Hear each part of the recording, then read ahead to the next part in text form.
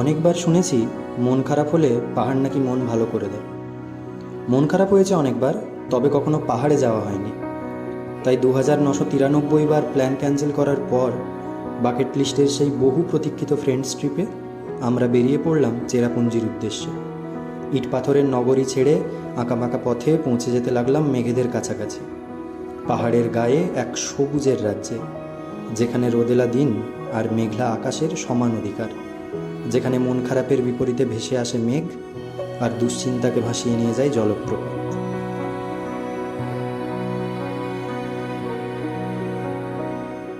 একইভাবে পাহাড়ি আঁকাবাঁকা রাস্তায় অনেকটা আসার পর হঠাৎই সবুজের ফাঁক দিয়ে চোখে পড়ে পাহাড়ি উপত্যকা দিয়ে ঘেরা লেকের অসাধারণ সৌন্দর্য। লেকের জলেও দেখা যায় সবুজের ছায়া। আকাশ, পাহাড় আর জলাশয়ের মিলনস্থল উমিয়াম লেকের নৈসর্গিক দৃশ্য চোখের ক্লান্তি দূর করে দেয় নিমেষের মধ্যেই, যেন চারপাশের পাহাড় পাহারা দিয়ে লুকিয়ে রেখেছে একখণ্ড স্বর্গের সন্ধান। আমরা উমিয়াম লেক পেরিয়ে চলে এসেছি। আমরা বোটিং করব না বলে উমিয়াম লেকের ভিউ পয়েন্ট থেকে দেখে নিয়েছি, উমিয়াম লেকের আর নিচে নামিনি। এরপরে আমরা বেরিয়ে পড়ি আমাদের পরবর্তী গন্তব্য এলিফ্যান্ট ফলসের উদ্দেশ্যে। আমরা এই সিঁড়ি দিয়ে নামছি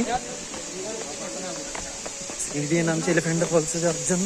আর এখন থেকেই ওয়াটারফলসের একটা আওয়াজ আসছে, বোঝা যাচ্ছে যে ফলসে এসেছি। এলিফ্যান্ট ফলসের নাম এসেছে ব্রিটিশ আমলে এলিফ্যান্ট সাইজের একটা রকের উপস্থিতির কারণে। যদিও 1897 সালে সেই পাথরটি ভূমিকম্পে ভেঙে যায়, তবে একইভাবে নামটা রয়ে গেছে। এলিফ্যান্ট ফলসের 3টে স্তর রয়েছে, তাই খাসি ভাষায় এর নামের অর্থ ত্রিস্তরীয় জলপ্রপাত। সবুজ গাছের ফাঁক দিয়ে সিঁড়ি নেমে গেছে একটা স্তর থেকে আরেকটা স্তরে। কিন্তু এখানে কি আরো নিচে যাওয়া যাবে না? আরো নিচে যেতে হবে, একে দিয়ে কেরিয়ার একটা ডাউনফল চলছে, আরো নিচে হবে। জলে ভেজা ভেজা সিঁড়ি দিয়ে এগিয়ে গেলে অদ্ভুত এক শীতলতা যেন নেমে আসে পৃথিবীর বুকে। পাথরের গায়ে কান পাতলে যেন শোনা যায় জলের গান।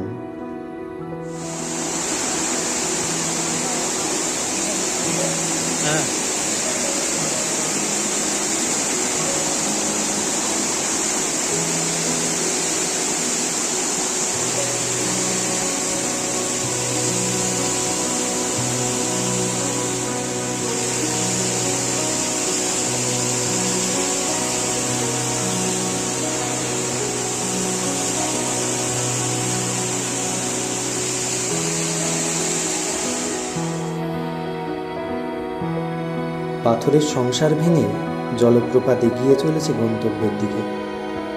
কিন্তু এই যে একইভাবে বয়ে চলা, এর মধ্যেও যেন একটা সুর আছে, যেন একটা বৈচিত্র্য আছে। বছরের পর বছর ধরে গাছেরা দাঁড়িয়ে সেই সুর শোনে জলপ্রপাতের অভিমান। আমাদেরও মনের গভীর কোণায়, যেখানে কেউ পৌঁছতে পারে না, এই সুর যেন সেই সব না বলা অভিমান, না বলা কথা, না দেখা দুঃখগুলো নিজের সাথে ভাসিয়ে নিয়ে যায়, আর ছেড়ে যায় শুধু শীতলতা। খুব ঠান্ডা জল, ওয়াও লাগছে পুরো। কেমন লাগছে? দারুণ। কেমন লাগছে ফলসটা? জল ছুঁয়ে ছুঁয়ে পড়ছে। এখন জল তেষ্টা বেড়ে কি করা যায় কৃষ্ণ? জিপ পেতে দাও কৃষ্ণ, জিপ পেতে দাও এখানে। করো ম্যান ভার্সেস ওয়াইল্ড। ওঠার সময় এত সহজে নেমে গেলাম, এই ওঠার সময় এত কষ্ট হচ্ছে, এর থেকে কি বোঝা যায়? ডাউনফল হওয়া সহজ, কিন্তু ওপরে ওঠা খুব কষ্টকর। নিচে নামতে কয়েক সেকেন্ড লাগে, উপরে উঠতে সারা জীবন লাগে। কেমন লাগছে শুভদীপ? এতটা সিঁড়ি উঠে কেমন লাগছে? 3 তলার এফেক্ট, কিচ্ছু হচ্ছে না। কত তলায় থাকিস তুই? 4 তলার এফেক্ট, 4 তলায় ওঠার ফলাফল এগুলো। শিলং ছেড়ে চেরাপুঞ্জির দিকে এগিয়ে যেতেই আমরা পৌঁছে যাই মেঘেদের আরও কাছাকাছি। আরভা কেভসের সামনে আমরা এসে দাঁড়াই পাহাড়ি উপত্যকার ধারে। দুই পাশে পাহাড় দাঁড়িয়ে রয়েছে, আর সেই উপত্যকার একদম তলানিতে চোখ রাখলে দেখা যায় সরু রেখার মতো বয়ে চলেছে এক পাহাড়ি নদী। একটা লাইন মনে পড়ে যায় কোনো কবিতার, পাহাড়ের বুক চিরে গতিপথ আঁকছে অবিরাম জলধারা।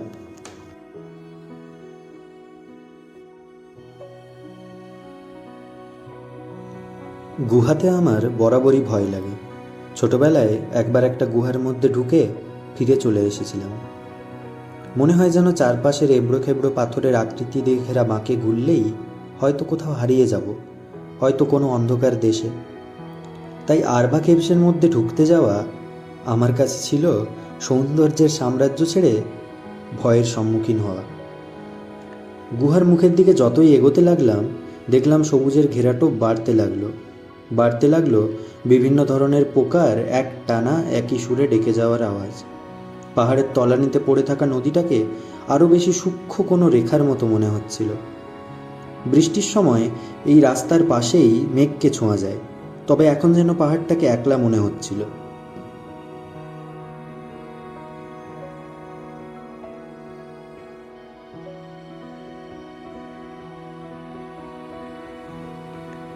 শেষমেশ আমি আমার ভয়ের সম্মুখীন হই এবং পাথরের কাটাছেঁড়া আর ছোট জলস্রোতের মাঝ দিয়ে পৌঁছে যায় এই একলা পাহাড়ের হৃদয়ের শীতলতম স্থানে।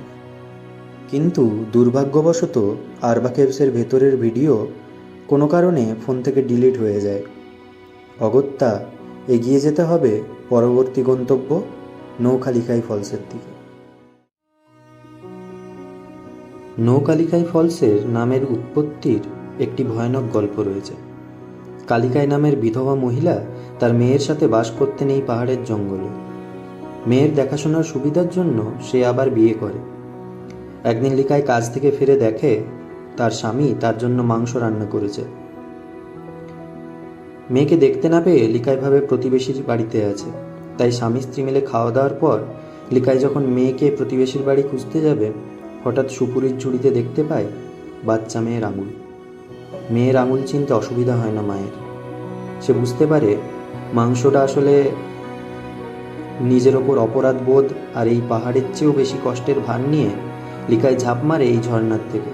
তাই এর নাম নৌকালিকাই, অর্থাৎ দ্য জাম্প অফ লিকাই।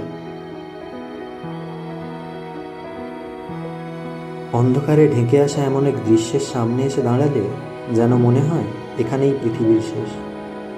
এটাই যেন সেই ভয়ঙ্কর সুন্দর।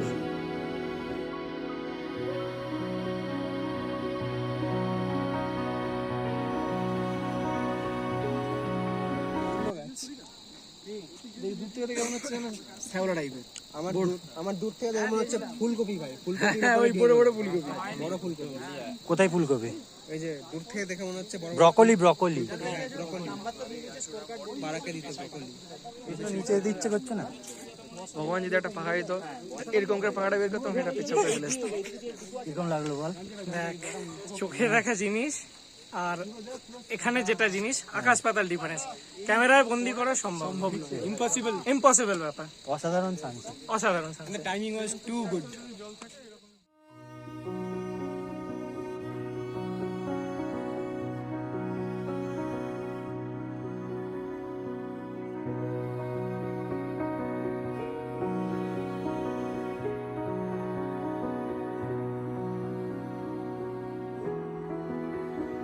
বেলা শেষ হয়, গোধূলির আলো মাথা রাখে পাহাড়ের কাঁধে। এমন নিস্তব্ধ পাহাড়ি গ্রামে দু একটা আলো জ্বলে ওঠে। আজকের মতো ফেরার পালা।